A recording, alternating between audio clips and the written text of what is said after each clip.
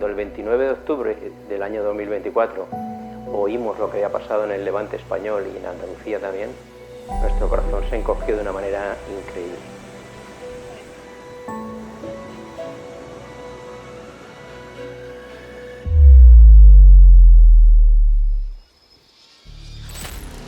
El día 29 de octubre, que es cuando pasó la Dana, hubo clase. Aquí en Paiporta no llovía, hacía un día muy feo, mucho aire, muy oscuro, pero no llovía. Comenzamos a oír, a escuchar que había una alerta del 112, pero era algo que no se le daba como mucha importancia. ¿Por qué? Porque nosotros estábamos a expensas de que el ayuntamiento de nuestra localidad nos comunicara algo. Entonces, a partir de las 4:30 empezamos a evacuar el colegio con toda la paciencia del mundo, porque lo que sucedió fue a las 7 de la tarde. Cuando llegó el agua a Sedaví, que fue sobre las 7:30, 8, afortunadamente no quedaba nadie en el centro. Si hubiera habido niños en ese momento allí, en vez de a las 7 de la tarde pasa a mediodía, eso estaríamos hablando de algo muy distinto a lo que ocurrió. Veo como de repente una fila de agua y coches se venían hacia la farmacia y estábamos la chica y yo solas. Empezamos a rescatar a gente porque eso era horrible, la gente pidiendo ayuda, 4 metros de agua. Y aquí llegó pues, a una altura de unos 60 por lo menos, llegó el agua. El agua nos llegaba, pues llegó a subir unos 50 centímetros desde la calle, todo esto era un barrizal tremendo. Es que yo tengo esa imagen aquí, de cuando entré por primera vez por esa calle y no podíamos pasar y digo, es que no me lo puedo creer. O sea, es como si fuera una peli, de verdad. Justo esta esquina había arrasado con todo, había volcado todos los coches, pues Alicia y yo para poder entrar por la puerta de atrás tuvimos que escalar. Las persianas de la escuela era el único local que las tenía intactas. Entonces nunca pensábamos que lo que nos encontráramos cuando abriéramos era lo que nos encontramos. Estaba todo tirado por el suelo, todo completamente destrozado. Al principio era una desesperación porque no tenemos nada, entonces teníamos que intentar salvar todo lo que pudiéramos. Era un amasijo de muebles rotos, de hierros. El agua al arrastrar vehículos iban golpeando contra todo y rompiendo cosas. Como si hubiese pasado un tsunami, hubiese arrasado con todo, ventanales rotos, puertas rotos, barro por todos los sitios, cañas, barro, bueno, de todo. Entras y lo primero que haces es bloquearte. No sabes, porque hay tanto que no sabes qué hacer. Yo me puse a llorar y ver el esfuerzo de 15 años sumido en el horror bajo del agua, pues fue muy duro. Esa raya es lo que se queda en la mente. ¿Hasta dónde ha llegado el agua? La raya. Y aún voy por la calle andando y voy viendo rayas en todos los sitios. Nos estábamos planteando el cerrar, bajar puertas, cerrar y ya está.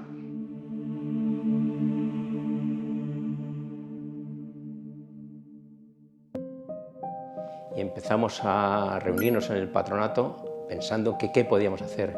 Lanzamos una campaña de captación económica a través de nuestros socios, de los pilotos, de las azafatas, familiares y amigos, y le propusimos a Iberia y a Vueling que si eran capaces de doblar esa cantidad que nosotros tuviésemos. Y así se hizo. Entonces, con ese dinero que recaudamos, nos dedicamos a adquirir material de limpieza, que fue muy necesario.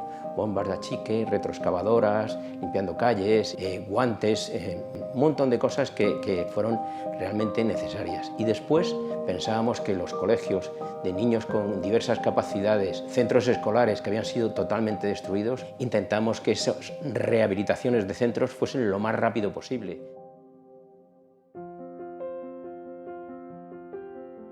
No conocíamos la existencia de SEPLA hasta que SEPLA pues, iba indagando a quién podía ayudar y hasta que dio con nosotros. Una amiga me lo decía el otro día. Dice esto, que sepas que ha sido un milagro. El cariño con que nos han tratado y la seguridad que nos han transmitido en todo momento nos ha tranquilizado muchísimo. Creo que ha sido muy importante la ayuda de SEPLA y nosotros le agradecemos un montón. Esto va a ser una cosa que nos va a acompañar siempre. Gracias al SEPLA, pues ha podido ser toda la rehabilitación y toda la reestructuración. Nos han puesto puertas, nos han puesto suelo, nos han puesto mobiliario. Así que sin vosotros hubiese sido imposible, Javier. Te lo digo de verdad. No fue solamente la ayuda del centro, fue ese acompañamiento. Ese acompañamiento fue muy importante para nosotras, el poder coger un teléfono y siempre estabais ahí. Esa calma y ese abrazo cuando veníais, eso ayudó mucho en ese proceso. Es que se volcaron con nosotros, que nosotros, la verdad, a día de hoy aún no nos lo creemos.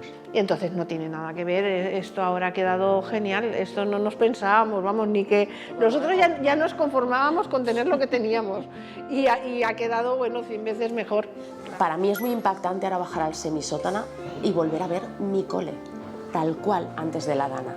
Está exacto, habéis sido nuestra salvación, porque si no, hoy en día no estaríamos como estamos. La gente se ha volcado con esto, la administración pública no tanto, pero lo que es la gente del pueblo, de entidades, de empresas y de tal, hemos recibido mucha ayuda. Desde aquí agradecer y volver a agradecer y dar las gracias por la ayuda prestada y porque nos acompañáis en el proceso, que también es muy importante.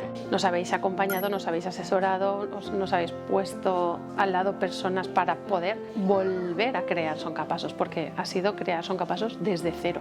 Hemos acudido también a paliar colas del hambre en multitud de pueblos y de la zona. En la cola eran más de 1000 personas diarias. O sea, yo dejé mi vida, mi casa, todo apartado para dedicarme solo a esas 1000 personas, solo en mi cola, más los otros entre 9 y 11 puntos que suministraba. Aparecieron Manolo y Titón, no se me olvidará en la vida, y dice, y queremos ayudarte. ¿Qué necesitas? Y yo le dije, comida para mi gente. Ya le presentamos el proyecto de los cheques en Consum y ahí ya fue cuando mi cuerpo respiró.